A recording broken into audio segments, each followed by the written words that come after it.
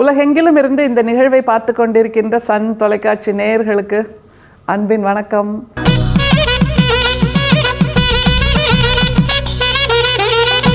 தமிழ் சித்தர் பாடல் வரிசையில் நாம் வள்ளலாரோடு அவருடைய சிந்தனைகளோடு பயணித்து கொண்டிருக்கிறோம். ஒரு கேள்வி முதல்லையே என்னென்னா, கோடை காலம் வந்துடுச்சுன்னு வைங்களேன், என்ன குடிக்க பிடிக்கும்? நமக்கெல்லாம் ஜூஸ் பிடிக்கும், அப்புறம் இளநீர் பிடிக்கும், அப்புறம் தேனில் எலுமிச்சம்பழம் போட்டு அதை குடிக்கிறதுக்கு பிடிக்கும், சில்லுன்னு குடிக்கிறதுக்கு பிடிக்கும். அப்புறம் அமுதம் கிடச்சா அது குடிக்கிறதுக்கு பிடிக்குமா அப்படின்னா அதுக்கும் ஆமான்னு தலையாட்டுவோம். இந்த மாதிரி ஒரு பட்டியலை நம்முடைய வள்ளல் பிரான் கொடுக்கிறார். ரொம்ப ஆச்சரியமான ஒரு பாடல். ஏன்னா அவர் ஒவ்வொரு சாராக அதில் சேர்த்து சொல்லிகிட்ருக்கார். கருப்பஞ்சாறு, அதாவது கரும்பு சாறுன்னு நம்ம இப்போ குடிக்கிறோம்ல, அதை பற்றி பேசுகிறாரு. அப்புறம் பாகு பற்றி பேசுகிறாரு, தேன் பற்றி பேசுகிறாரு. இது எல்லாத்தையும் இன்னொன்னோட ஒப்புமைப்படுத்தி சொல்கிறார். அதுதான் ரொம்ப முக்கியமான விஷயம். சரி, இதெல்லாம் சொல்கிறாருல, அதை வச்சு என்ன சொல்ல வர்றார் வள்ளல் பெருமான் அப்படிங்கிறதும் நமக்கான இன்றைய சிந்தனையாக அமைய இருக்கிறது. முதல்ல வள்ளல் பிரானோட பாடல் அது சொல்லுகின்ற அந்த ஜூஸ் வகை அல்லது இந்த சாறு வகைகள், அதில் சேர்க்குற பொருள் அந்த வாய்க்கு அப்படியே ஊறும் தெரியுமா சில விஷயங்களை சொல்லும்போது. அப்படியான ஒரு பட்டியலை முதல்ல வள்ளல் பிரான் கொடுக்கிறார். அதன் மூலமாக என்ன சொல்ல வருகிறார்ங்கிறதையும் நம்ம யோசிக்கலாம். முதல்ல வள்ளல் பிரானுடைய அந்த சாறுகளின் பட்டியல், ஜூஸ் பட்டியல். முதல்ல இனித்த செங்கரும்பில் எடுத்த தீஞ்சாற்றின் இளம் பத பாகோடு தேனும் கனித்த தீங்கனியின் ரதமும் கலந்து கருத்தெல்லாம் கழித்திட உண்ட மனிதரும் அமுத உணவு கொண்டு அருந்தும் வான நாட்டவர்களும் வியக்க தனித்த மெய்ஞானம் அமுதம் எனக்களித்த தனியவா இனிய வாழ்வருளே.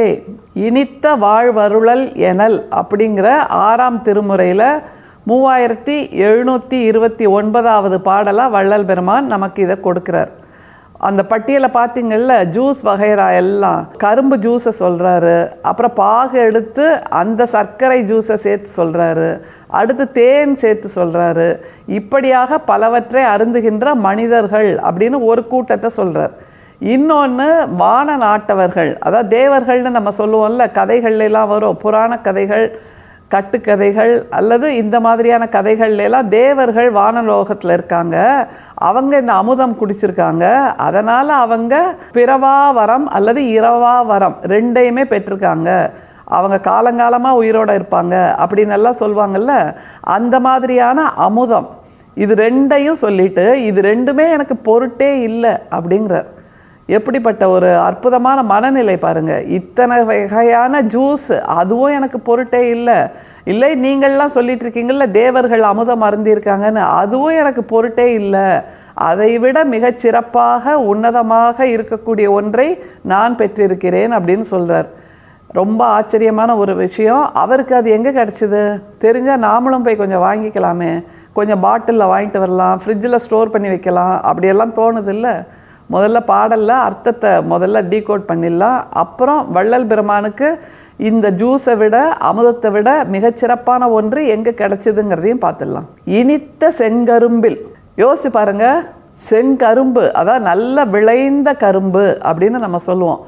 இளங்கரும்பில் இனிப்பு இருக்காது, அது அப்போ தான் வளர துவங்குது அப்படிங்கிறதுனால இனிப்பாக இருக்காது, ஆனால் இளமையாக இருக்கும். முதிர்ந்த கரும்பு தானே இனிப்பாக இருக்கும். அந்த செங்கரும்புலையும் இனித்த செங்கரும்பா, அப்போ முதிர்ந்த கரும்புலையே இன்னமும் இனிப்பாக இருக்கக்கூடிய ஒரு செங்கரும்பை எடுத்தாச்சு. ஓகே, அடுத்தது அதில் என்ன சேர்க்கிறார் பாருங்க. எடுத்த தீஞ்சாற்றின், அது என்னங்க தீஞ்சாறு? அதான் ரொம்ப தித்திப்பாக இருக்கக்கூடிய சாறு, அதுலேயும் ஃபில்டர் பண்ணி எந்த கசடும் இல்லாமல் இருக்கக்கூடிய தெளிவான சாறு அப்படிங்கிறார். ஏன்னா கரும்பு ஜூஸில் கொஞ்சம் அந்த சக்கை விழும் தெரியுமா, பல்லில் உறுத்தும். அந்த மாதிரிலாம் இல்லாமல் முதிர்ந்த செங்கரும்பு, அதில் இனிப்பு சொட்டக்கூடிய செங்கரும்பை எடுத்து அதுலேயும் வடிகட்டி தீஞ்சாறாக, எந்த விதமான கசடும் இல்லாத தீஞ்சாறாக எடுத்தாச்சு. அடுத்தது மிக்ஸ் பண்ணுறார் பாருங்க. இளம் பத பாகோடு தேனும். இளம் பத பாகு, இதுக்கு மட்டும் பாகு ரொம்ப இளம் பதமாக, அதாவது பாகு தப்பி போச்சுன்னா கொஞ்சம் கசப்பு சுவை வந்துடும். பாகுல. அப்படி இல்லாமல் இளம் பாகு, சரியான பதத்தில் இருக்கக்கூடிய பாகுன்னு வைங்களேன், கசப்பு சுவை வந்திருக்காது, முதிர்ந்த சுவையும் வந்திருக்காது. ரொம்ப முதிஞ்சு போச்சுன்னு வைங்க பாகு, அதில் ஒரு மாதிரி ஒரு டேஸ்ட் கூடுதலாக ஒன்று சேர்ந்துடும். அது இல்லாமல் இளம் பாகு அது ஒன்று சேர்த்தாச்சு. அப்புறம் தேன், காலங்காலமாக நிரந்தரமாக இருக்கக்கூடிய தேன், இவ்வளவையும் சேர்த்தாச்சா அந்த கருப்பஞ்சாறில். கருப்பஞ்சாறே செங்கரும்போட சாறு, அதுவே இனிக்கும், அதையும் தீங்கரும்பு சாராக மாற்றியாச்சு. அதில் இளம் பாகு காய்ச்சி அதையும் சேர்த்தாச்சு. அதுக்கப்புறம் தேன், இது எல்லாம் பத்தாதுன்னு தேனையும் வேற சேர்த்தாச்சு. சரி, வேற என்ன பண்ணுறார் வள்ளல் பெருமான்? கனித்த தீங்கனியின் ரதமும் கலந்து. இதுதான் ரொம்ப சுவாரஸ்யம். தீங்கனி அதே தாங்க. தீங்கனினா ரொம்ப இளமையான பழுக்காத பழம் இல்லை, நடுத்தரமான பழமும் இல்லை, நல்ல முதிர்ந்து கனிந்த பழம். அந்த கனிந்த பழங்கிறது இனிப்போட உச்சத்தில் இருக்கும். அந்த பழத்தோட சாறுன்னு வச்சுக்கோங்க, அதையும் சேர்த்து கலந்தாச்சான். எத்தனை விதமான இனிப்புகளில். அடுத்தது, கனிந்த தீங்கனியின் ரதமும் கலந்து கருத்தெல்லாம் கழித்திட உண்ட மணித்தரும். இது அவ்வளோத்தையும் சேர்த்து கலந்து இந்தாங்க ஒரு காக்டெயில், ஃப்ரூட் காக்டெயில் அப்படின்னு குடித்தாங்கன்னா எவ்வளோ உடம்பே சிலிர்த்து போயிடும்ல, ரத்தமெல்லாம் அப்படியே இனிப்பாயிட்ட மாதிரி இருக்கும், நாக்கு பல்லு எல்லாமே இனிப்பாயிட்டமாக இருக்கும். அப்படி உண்டு கழித்த மணித்தரும். இவ்வளவையும் உண்டு கழித்த மனிதர்கள் உண்மையிலே உணர்வில் இனிப்பாக இருக்கிறார்களானா அதுதான் இல்லை. அதைத்தான் இவ்வளோ பெரிய பட்டியலாக கொடுக்குறார். இவ்வளோ இனிப்பை சேர்த்து சேர்த்து சேர்த்து குடிக்கிறாங்க, அருந்துறாங்க, சாப்பிட்றாங்க, அந்த களிப்பில் சந்தோஷப்படுறாங்க. ஆனால் அவங்க சொல்லில் இனிப்பில்லை, பார்வையில் இனிப்பில்லை, சிந்தனையில் இனிப்பில்லை, இனிப்பில்லாத மனிதர்களாக வாழ்ந்து கொண்டிருக்கிறார்கள். சரி, இந்த மனிதர்கள் தான் இப்படின்னா தேவர்கள் எப்படி இருக்காங்களாம்? அவங்க அமுதத்தையே உண்டவர்கள். அவங்கள பற்றி சொல்கிறார் பாருங்க. அமுத உணவு கொண்டு அருந்தும் வான நாட்டவர்களும். அமுதத்தை ஒரு சொட்டு சாப்பிட்டாலே நமக்கு இரவாத்தன்மை வந்துடும். ஆனால் வள்ளல் பிரான் அமுத உணவு கொண்டு அப்படிங்கிறாரு. அதாவது 3 வேளையும் அமுதத்தை தான் உணவாக சாப்பிடணும் அப்படின்னா திகட்ட திகட்ட திகட்ட சாப்பிட்ருக்காங்கன்னு அர்த்தம் அந்த வான நாட்டவர்கள்.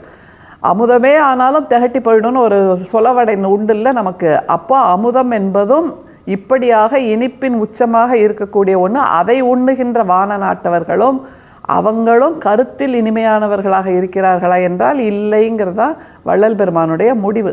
அது ரெண்டையும் எனக்கு கொடுத்தாலும் நான் வேண்டான்னு சொல்லிடுவேன்னு அவர் வேற எதை கேட்டிருக்கார், எதை பெற்றிருக்கிறார்னு சொல்றார் பாருங்க. வியக்க தனித்த மெய்ஞான அமுது எனக்கு அளித்த தனியவா இனிய வாழ்வருளே. இதுதான் வள்ளல் பிரானுக்கு கிடைத்த உண்மையான இனிமை. மெய்ஞானம் அப்படிங்கிற அமுதம் கிடைச்சிருக்கு.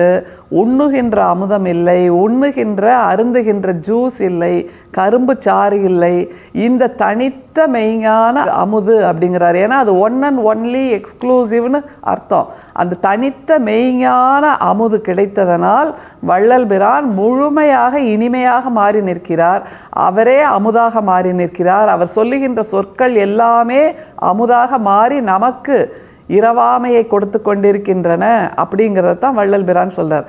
அப்போது இந்த மெய்ஞான அமுதுக்கு அடித்தளம், மெய்ஞான அமுது நாமும் அருந்த வேண்டுமென்றால் நாம் அதில் சேர்க்க வேண்டியது கருணை, காருண்யம், ஜீவகாருண்யம், இரக்கம், அன்பு, பேரன்பு என்கின்ற இந்த சர்க்கரையை தானே தவிர நம்முடைய வள்ளல் பிரான் கொடுத்த பட்டியலில் கரும்பு சாறு வந்தது, ஜூஸ் வந்தது, பழ ஜூஸ் வந்தது, தேன் வந்தது, சர்க்கரை பாகு வந்தது, வானவர்களோட அமுதம் வந்தது. இதையெல்லாம் சேர்க்கறதுனால எந்த பிரயோஜனமும் இல்லை. தனித்த மெய்ஞான அமுதை சேர்க்க வேண்டும். அதற்கு ஒரே ஒரு இன்க்ரெடியண்ட் அன்பு மட்டும்தான். அந்த அன்பு என்கின்ற இன்க்ரெடியண்ட்டை நாம் 3 வேளை இல்லை 30 வேளையும் சாப்பிடலாம், 30 வேளையும் மற்றவங்களுக்கு கொடுக்கலாம் என்று சொல்லுகின்ற வள்ளல் பிரானுடைய சிந்தனை மிக மிக இனிமையானது. நாமும் இனியவர்களாக இருப்போம். அருட்பெரும் சோதி, அருட்பெரும் சோதி, தனிப்பெரும் கருணை, அருட்பெரும் சோதி. மீண்டும் சந்திப்போம். நன்றி, வணக்கம்.